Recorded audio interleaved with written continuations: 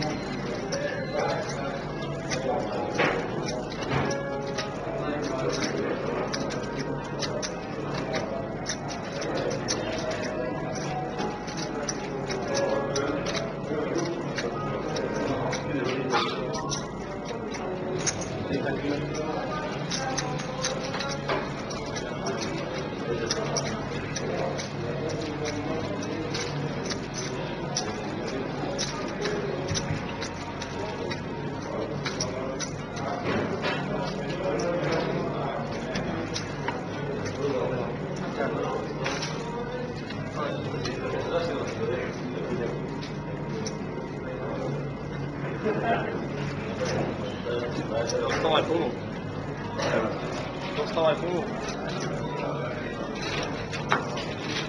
Nice. A trojka prišla už následne, že?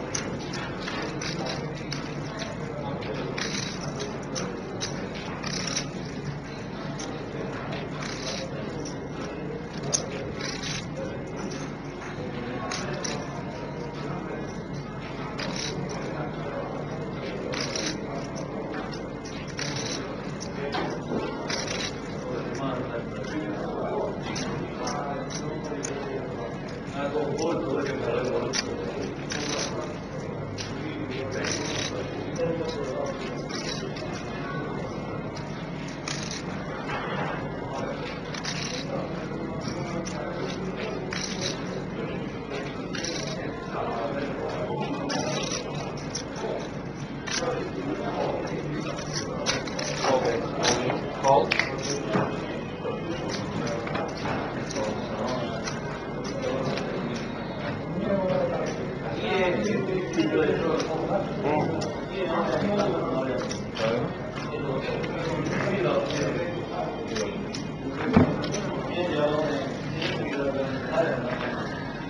Martin.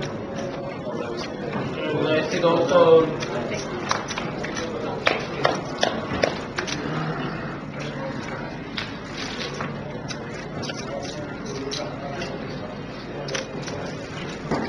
Čo si myslí majiteľ Dolnokubínskeho Mavericku o tomto turnaji? Usporiada sa niečo podobné aj v Maverick klube Dolný Kubín?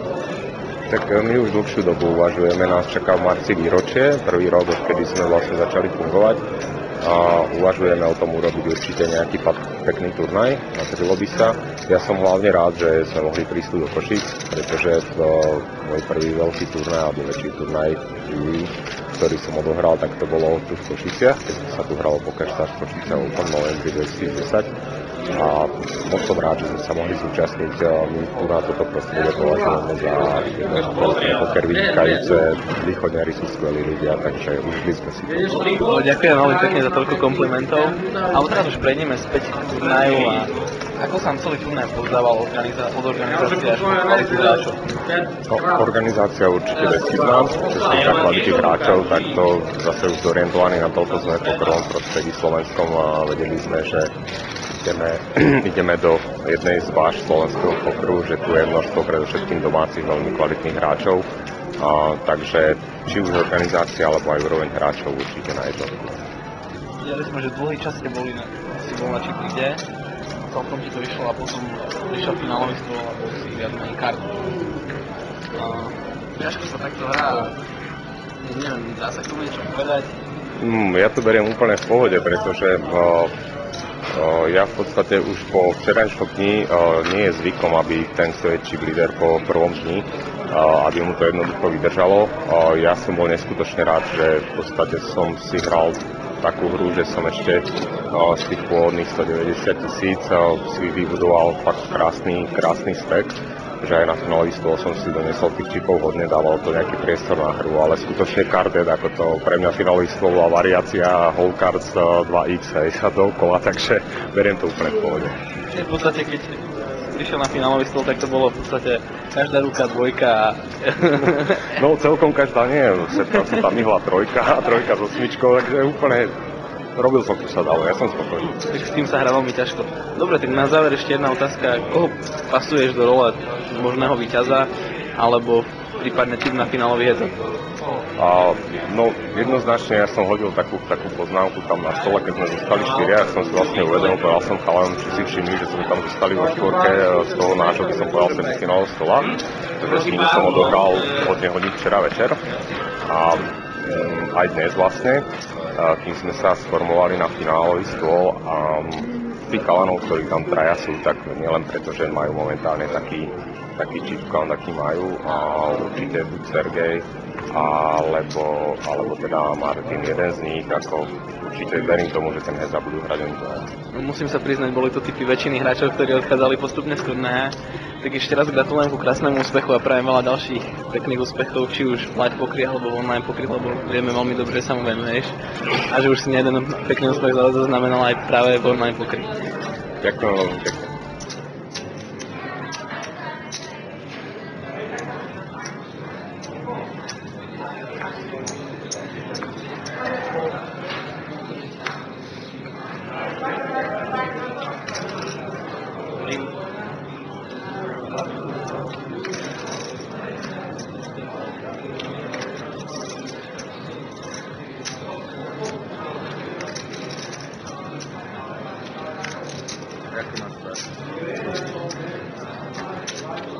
Nemám pár.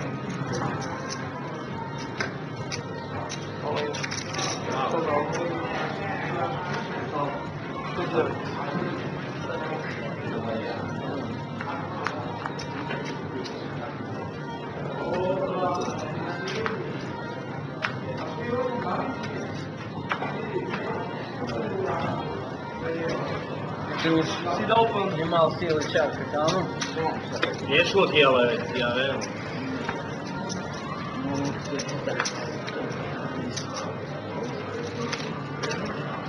Tak urobiť nejaký deal? Neviem.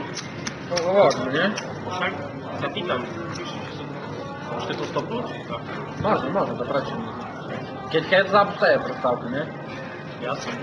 Koľko tam máš? Šítam.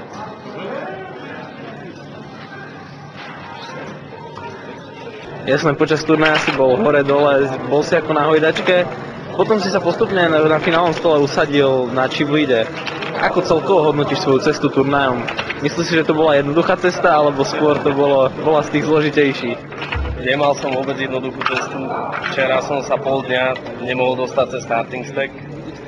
Potom ma presadili na druhý stôl a za jeden level som 8 000 nahromadil 140 000, ale niečo som prehral, tak dnes som zakončil zo 117 a dneska mi až do finálového stolu môžem povedať, že sa nedarilo, nechodili karty, bol som na shortstacku, ale tu sa to všetko obratilo, mal som šťastie, dobré spoty, aj river zachránil, takže super. Jasné, čo tvoji superi? Ktorý z týchto superov bol najnepríjemnejší a práve naopak proti ktorému sa ti hralo asi najlepšie? Tak ťažko povedať, myslím si, že viacej ich bolo nepríjemných, tým, že nepoznám tých hráčov po väčšine tu, tak neviem, čo od nich môžem čakať. Takže som bol trošku opatrný väčšinou, ale tak myslím si, že Sergejovi to išlo celkom dobre. Zvlášť je nebezpečný hráč a ten vypadol, takže uľahčil cestu za prvým miestom. A neviem, proti komu sa mi ľahko hralo, to je ťažko, nechcem. Dobre, na záver ešte posledná otázka. Ako celkovo hodnotíš tento turnaj a organizáciu tohto turnaja? Super, určite sa sem rád vrátim. Páčila sa mi najmä štruktúra. Turnaj bol hrateľný fakt až do poslednej hry. Average bol stále 50-40 big blindov, čo nebýva na Slovensku vôbec výkon. Čiže čo mi vyhovovalo viac menej. Takže dúfam, že bude viacej tak.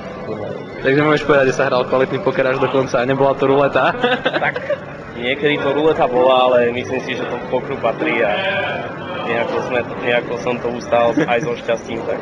Jasné, tak ti gratulujem ešte raz pekne k víťazstvu a prajem ti veľa ďalších úspechov. Díky moc. Aj sa pekne. Šťastnú cestu do Považskej Bystrice, čau. Dobre, vidíš? Dobre, maj sa pekne.